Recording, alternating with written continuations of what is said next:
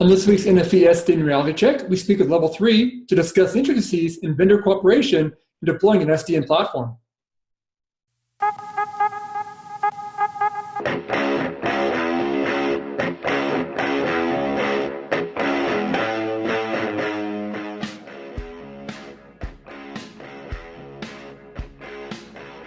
Today we are joined by Travis Ewert, who's the SVP of Network Software Development at Level 3 to talk a bit about some of the work the company's done lately in working with some other vendors and integrating some platforms. So hey, Travis, thanks for joining us. We appreciate it.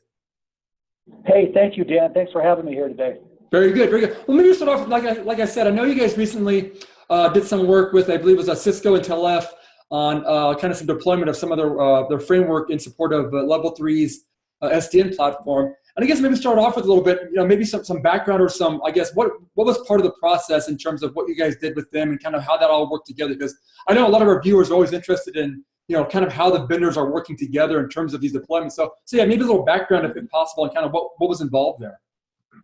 Yeah, absolutely, Dan, and good tee up there. So, our journey actually goes a number of years back, and it's only recently that we've been kind of at least telling the story and letting folks know, and really a recognition of the scale we've gotten to across the globe with the capability. But, for ourselves, going some time back and even before Level 3 into former TW Telecom, we were always looking for how do we, what we call abstract the network, which is how do you normalize that network touch? How do you remove the hands from the network? And how can we do that in a way that makes, our elements, how we put config on the network, how we manage network day 2, all those good things look uniform, look the same. So what was cool about our journey is, when we got started with this, absolutely we started with operational scale and customer experience in mind, really from a, call it inside out perspective. But at the same time, we said, what, if we do this right, we can actually, this kind of the view we do is what's internally facing, how can we make that externally facing? So that those controls, that capability we build internal, we got to do so in a way that we can make that, more externalized and put that control in our customers' hands. So that was really what got us started, was the scale piece, and then, from a perspective of, customer control and even something you'll hear us talk about what we call customer-defined networking. Mm-hmm. So back to that control to the customer in a whole bunch of different ways that we allow them to do that. So. Very interesting. And I know the automation process of all this is always a big part of what's happening in the space. So it does seem like you guys have gotten pretty good work there, I guess, in terms of integrating greater automation into the whole process there. Yeah, absolutely. I mean, the automation is key, in that, even before SDN had an acronym, had a name, had a definition, we were pursuing this path with some of our own internal orchestration and control layer capability. And it was a relationship with Tail-F even before they were Cisco that really brought us into doing that on a much broader scale and a much more multi-vendor, multi-supplier scale. Gotcha. Well, I guess then looking at kind of that deployment there with Tail-F, I guess what went into the deployment process with this? I mean, was this how deep did it go? How long were you guys working together on this process? I guess what was kind of the background and the actual work involved with their work there? Yeah, specific to this partner, and as you can well imagine, Dan, we've got a number of partners across our ecosystem, and what we call that domain controller space. So that piece of software that actually plays a role with talking to those network elements over more of a uniform framework. And when I say uniform framework, some of the call them brownfield devices that we're leveraging Tail-F for, that is actually interacting more towards traditional command line. But for some of the more go forward capability via NetComp or other more API centric capabilities, we will leverage what we could do there. But what's nice about the solution is it normalizes that. So, by way of that deployment process and early on, we actually, picked a segment or a piece of our network. And, for us, it's always been how do we drive service instantiation to the edge? Mm-hmm. So where we're doing that service turn up or that day 2 change, let's push that work to the edge, which at the same time then means we've simplified our core. So for us, as part of our Metro Ethernet, Switch Ethernet platform, it was really a focus on that platform and how do we focus on that, and then even took it to more layer 3 in some of our managed services. So really kind of a building blocks around where is the volume, where is that opportunity to get the hands off and to normalize that. And at the same time, another byproduct from all that is, it forces you to be intentional around how you build networks, standardization of your configs. And, that's a great piece about automation is it does force you to standardize even with that. And back to the customer experience reference, you'll continue to hear me talk about, driving that standardization brings scale and a customer experience that we're proud of. Makes sense. I guess were there any specific challenges that needed to be overcome as part of this process? Because it does seem like, again, it seems like you guys kind of went like with a small part of the network initially on this. I mean, I guess were there challenges involved? I mean, I know we always hear about some interoperability issues at times and things like that. I guess was there any sort of challenge in terms of that for this work with the latest movement here? Yeah, a challenge early on, and I do see this getting better and progressing. But you even mentioned it, Dan, around some of the interoperability. So if, in the case of this solution or even other things we've built, what we call adapters, that piece of the framework that then has responsibility for how we model and actually, talk to the network elements in a standardized and again, abstracted way. When you go multi-vendor with that across whether it's IaaS, routers, switches, mids, edge routers, you name it, with that comes quite a bit of work and even dependency on a specific operating system.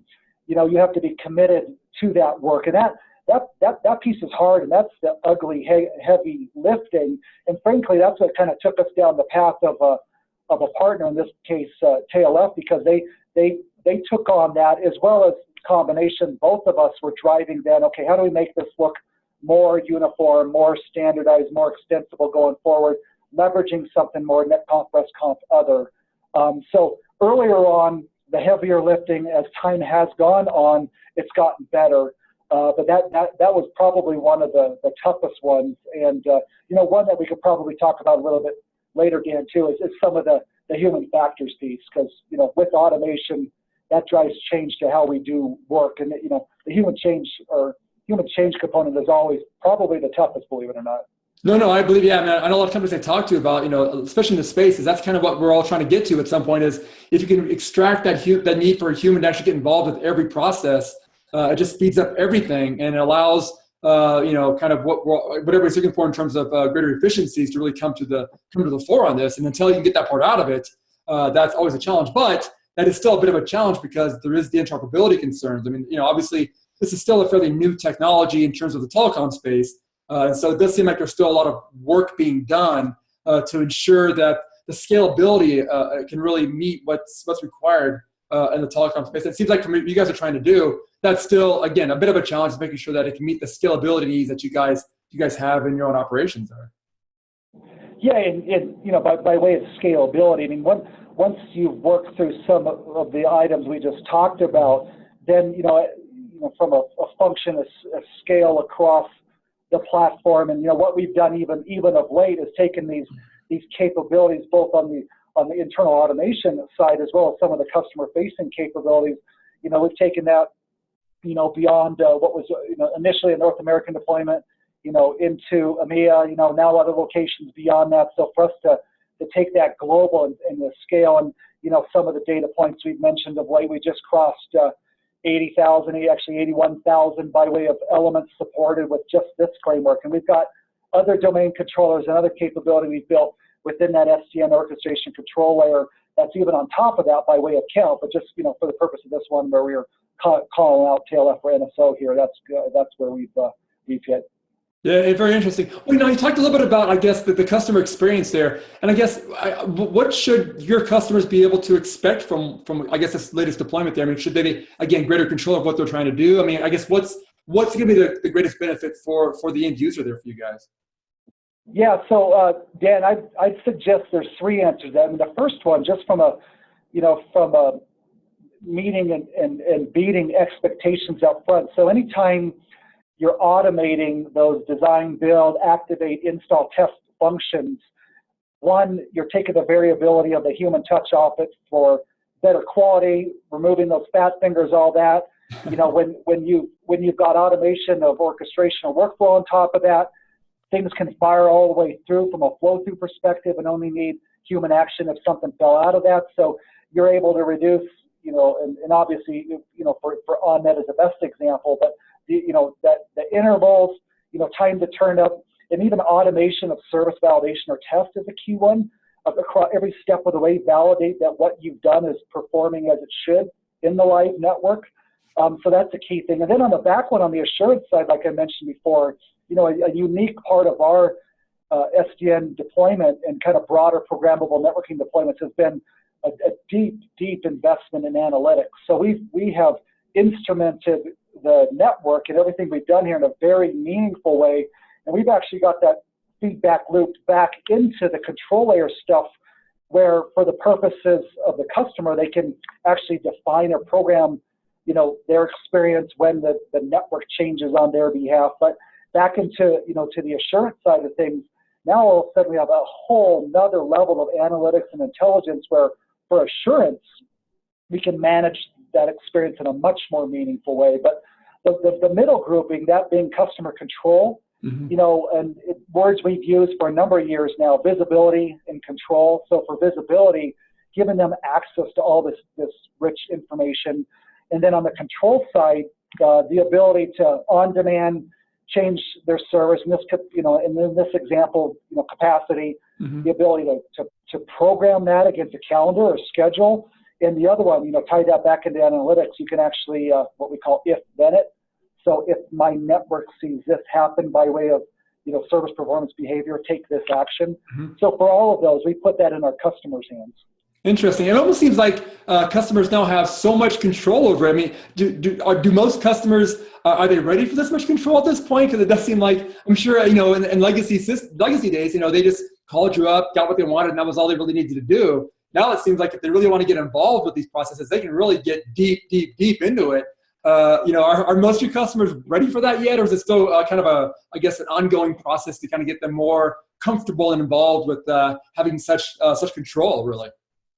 Yeah, no, definitely, it's been fun to watch. It's definitely been a neat journey for our customers, and I'd suggest that go a decade back. What forever has changed by way of the experience, and this happened with cloud and everything as a service optionality, where customers could go get it when they want it, pay per use, and all those models that were born out of cloud. But even look at your mobile device, whatever else, that forever has changed. Or even look at my 4 kids, what they expect and how they interact with applications, other, you know, even each other, whatever has changed. But, you know, for us, what's interesting by way of that journey, and actually even data points I just got yesterday, I asked one of my developers, they start with the ad hoc piece, the ability just to go in there and click a button and say, give me more capacity now. And then they move into, you know, I'm going to schedule it. I got a upgrade I need to do in my data center twice a monthly, Tuesdays, 2 a.m., 3 hours, I'll just schedule it. But it's interesting, what used to be a heavier emphasis on the I want it now is now done a big shift to more of the programmable piece. Interesting. And for, you know, a few of us, not that we had that crystal ball per se, but if you can give the customer the ability to define their experience, you know, what we're finding is, and actually just looking at last month's usage, 75% of those customer control actions were programmed. Interesting. So they use that if-then against analytics. And I, you know, directionally, I'm a believer that you go into the portal or some app or some, you know, interface to define it and then walk away. And yes, we've got notifications to let customers know, hey, this just happened on your behalf and here's what you paid for by the hour. But directionally, I think we're headed to more of a, you know, the words I used before, more of a customer-defined experience. Interesting. It's amazing how quickly things are changing out there. That's for sure. It makes me feel I'm getting too old for all this, but it's amazing what's happening. That's for sure. But I guess then maybe looking forward a little bit, you know, obviously you guys have been pretty aggressive with all these partnerships and kind of really evolving your SDN platform. I guess, you know, what do you guys see, I guess, you know, in terms of the next steps involved in this? I mean, what kind of advice do you have for other companies who are also, you know, kind of looking to make the same kind of journey as well? Yeah, you know, for us, it's we're committed, pretty intentional to our journey, which is how do you automate the factory? How do you improve customer experience on the front end side delivery, as well as the benefits to the back end side. That's got to be paramount or absolutely critical to the conversation. But then from a customer facing perspective is, you know, what our industry is now calling more network as a service. So whether that's traditional physical functions and service flows through that, or where you're introducing, you know, service chaining, whatever, more virtualized functions, cloud resources, off-net partner access, you know, all of those are scenarios that we've already got in place or close to getting out the door. And back to that journey piece of, boy, if you can enable that on demand across all those resources to an existing network flow or to a new network flow, and not just even our network, but partner functions or access, whatever, and do that in a way that's, I want it now, I want to schedule it, or I want to program it. Well, you have, I won't say you've arrived because there's plenty more we need to do, but you've definitely positioned yourself well for success. And then Dan, I got so caught up here that the last part, I guess it was the advice, right? Yeah. What sort of advice do you have? Because again, you guys have done a lot of these, it seems like. And so, yeah, what kind of advice would you have for companies looking to do similar journeys here? Yeah, you know, it was one that I called out there at the beginning, and there, you know, I talked about the journey for our customers towards automation, but obviously that's always a consideration with our own, you know, operational, you know, people, practice, process flows, and how we do work. And you know, and that's really a function of partnering well with, you know, the operation, and for, you know, for us, you know, some of the, again, more to our overly used verbiage we're throwing around, whether it's DevOps or other, but, you know, for us, the closer we can get to the joint developing the solutions with, you know, our service delivery or assurance or other of the operation, where we're doing that work together, introducing these solutions together, the best endorsement, the best change management you can ever do is when you're tight with them, developing together, you know, my folks in their seats, observing work, doing work. Boy, you got to be super tight there, otherwise the rest of it is really hard. Interesting. Well, sounds good. Well, hey, Travis, definitely appreciate the great insight. Obviously, you guys have been working on this journey here for quite some time. And again, the latest work you guys have been doing is, you know, with the Cisco and the Tail-F one there, it seems like it's done some pretty good progress for you guys. But we definitely appreciate the insight on kind of what's happening out there on the market and kind of the advice, again, kind of for others looking to do the same moves. But we definitely appreciate the great insight on the topic today. Thanks so much for taking the time. Well, thanks for watching this week's show, and make sure to check out our next show when we speak with NetScout on how carriers can use virtualization to battle over-the-top players. Thanks for watching. NFV SDN Reality Check with Dan Meyer is a production of RCR TV. To suggest show topics or to reach Dan, you can find him on email, dmeyer@rcrwireless.com, and on Twitter @Meyer_Dan. For more Dan, news on NFV SDN and everything wireless, find your way over to rcrwireless.com.